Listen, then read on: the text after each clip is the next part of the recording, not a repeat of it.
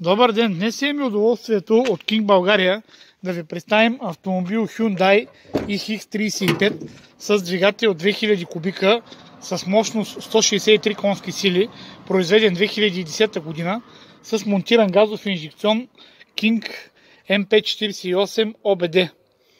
Изпарителът, който монтирахме, е Tomasetto Nordic XP с мощност до 250 конски сили.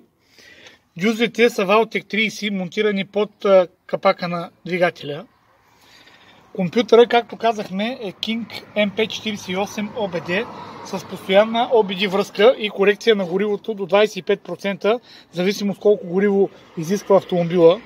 Също така има система за изчистване на чек лампата, ако случайно светне.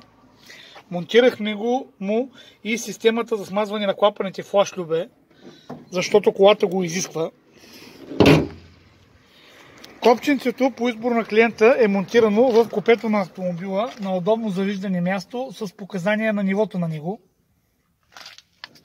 Зарядното е монтирано в капачката на резервара и с зарядното става много дискретно зареждането на самата газ.